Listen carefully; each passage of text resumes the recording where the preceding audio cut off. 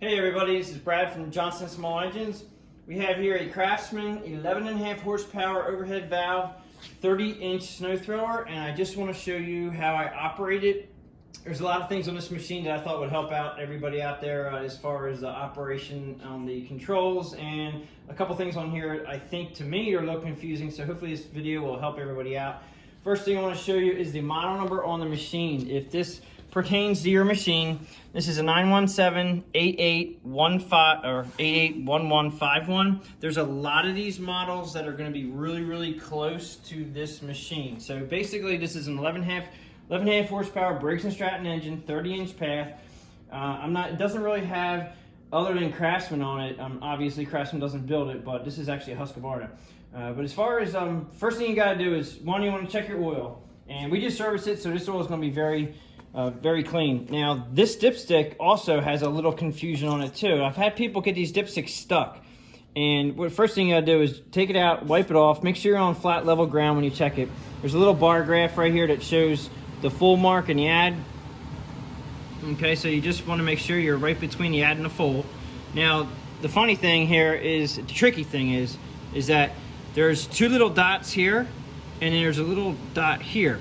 Now on the dipstick tube itself, there's one dot there and there's two dots here. They're actually indents, all right? And you got to make sure that you line them up, or you can actually get this dipstick stuck. So just make sure you put it in correctly. You just put it down where the dots are, line them up, it's like a puzzle, lock it in. That is perfectly checked. Your fuel goes in here. It's just straight unleaded fuel, regular gasoline. I recommend high test, and definitely use fuel stabilizer for the states that don't get a lot of snow. And I would recommend also running your machine periodically during the course of the summertime, just to keep that good fresh gas from the fuel tank going through the carburetor. We have a lot of problem with carburetors going bad in this area because of bad gas. So definitely you can try to run them out of gas. It's a little bit hard, but I definitely would leave a full tank of gas, in my opinion. Run them periodically during the course of the summer, every couple months, just to make sure they're running for you. All right, getting to the starting condition here. We have the fuel tank, which is full. We have all your knobs over here, and we'll get to this one at a time. All right, we have a primer bulb here for priming. That's just like putting choke on, but in the cold, you prime it, and that pushes fuel into the throat of the carburetor, helps it start. This is a on and off button. All right, this has to be in, and I recommend drilling a hole through this and putting some string around it, just in case it pops out. Your machine will not start without this in, so this has to be in, and that's like an on and off button. This is very confusing to a lot of people and me, so what I do for my customers, this is run position and choke position. So if you look at the knob, this is the knob here. If you look at where this is, when it's on choke, it's operating that way. So right now it's on choke. Now what I do for my customers is I'll put down below, I'll put choke on, I'll write it in highlighter. So it makes it real easy. A little line here to choke on. And then you come over here to run. After it starts up and runs, you put it to run, and it should smooth out. Now there is a throttle on this one, which is over here. Okay, so this, actually that's the fuel shut off, throttle's here. So this has got a whole bunch of stuff on here. The fuel is on. You can turn it into the off position when not in use. Just make sure that it's in line with the fuel. I kind of say like it's in line with the fuel line itself. So when it's in line like this, it's on. This is a little tough. As they get older, they tend to get a little bit hard to turn, but just make sure it's on. And then you have your throttle here. Now, if this is in the stop position, which is here, this will not start.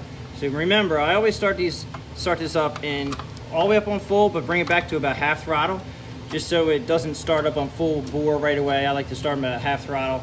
So make sure that this is at half throttle. Make sure your fuel's on. Make sure your plug is in for the start switch. Make sure it's on choke. Okay, and then you have depending on how cold it is, it depends on how many times you need to prime it. Now I'm in a shop, it's roughly 55 degrees in here. We'll give it one prime. I probably won't need much more than that. Plus the choke is going to work fine for me. Now this does have an electric start, so let's go over to electric starter, which is over here. This is your electric starter. It's just a button switch electric starter. this does take 120 volt and it does take an extension cord. Now, when you buy the machine, they should give you an extension cord like this. Now, this extension cord, I'm pretty sure it's like 12 or 14 gauge, and it's 3-prong, and that's just for the ground purposes. You got to make sure these are 3-prong. It's got 3 prongs in on the plug, so you want to plug it in with the plug side, the female side, into a male connector into the starter. And this is electric.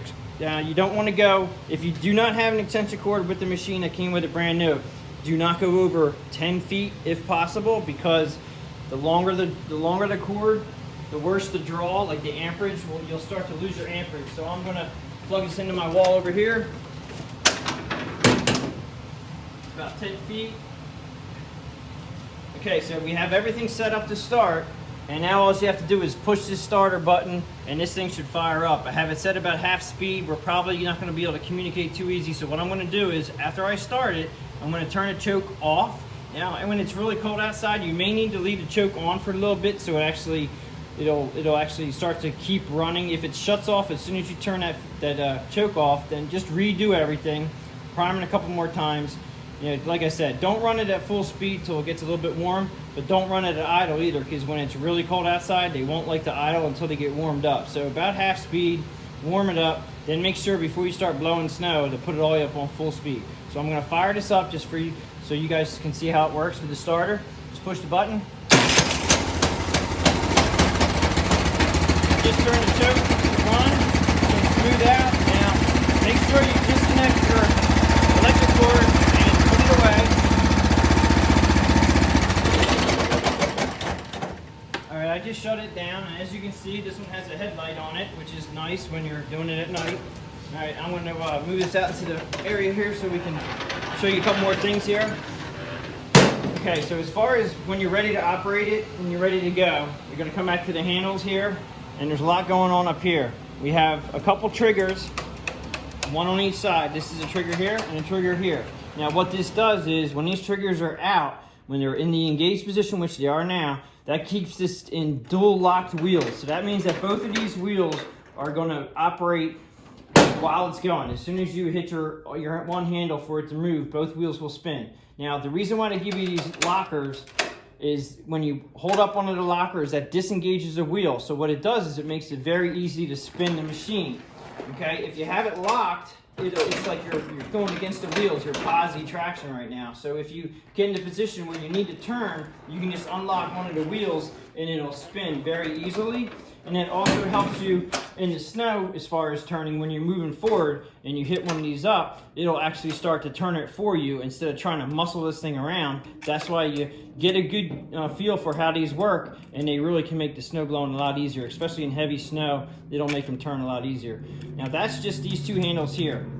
Now you have two handles up here, and even to me, these are a little confusing because it's kind of showing me the handle here is, I guess, is going to operate the augers. I know it is, but because it does have an arrow with coming, I guess the snow is going to be coming out. So that means that this handle here, when you hit it down, that will actually turn your augers in the front, which will start blowing snow.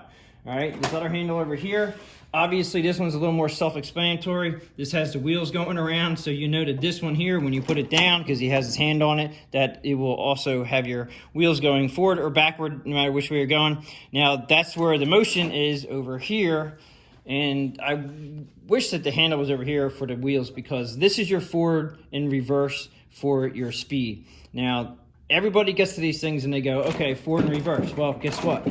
It doesn't go forward and reverse right now. The reason being, these handles you have to push in. So you push them in and then you can move it backward and forward. I usually start it right around neutral and go a little bit up, so when you hit the wheel handle, you don't take off or going backwards and run into yourself. So neutral is right around here, where it's fast here and slow here. It's reverse actually here. And in the center, which is right around here, that's neutral. So when you hit the handle, you shouldn't take off real fast. You get a feel for how it operates, and then push down, and then you go a little bit faster, however you want to do it. Reverse, you have to push down and go into reverse. I do recommend letting go of the handle. I don't think you can actually move this. Let's try it. Operating the wheels right now. Let's see if it moves. does not move. So you have to have this handle off. You have to have your wheels disengaged before this handle will actually operate, okay? All right, and it's gonna take a little bit getting used to if this is new to you. Also, this one here is the Chute deflector. And this one actually is it's actually confusing me a little bit. It's actually turning left and right, okay? So that means that this chute up here, this is the chute that the snow comes out.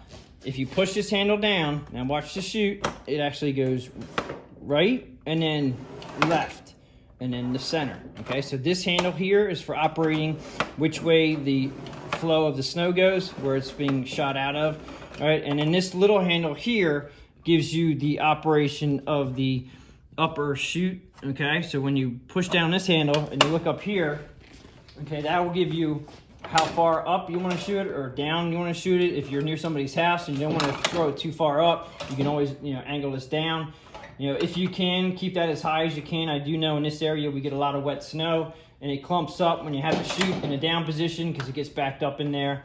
And that comes to one thing I do want to tell you about the augers in the front is that this is a wonderful product, silicone, okay? So keep that in mind. Before you go out to blow snow, get your silicone out. You can get this anywhere, any hardware store. Spray it up in here, down in the throat. Spray it all around the augers. Okay, that's really gonna help the snow from sticking. And you have to apply this pretty much every time you use a snow blower. And I do it for my customers every time we service the machine. I make sure it's fully sprayed.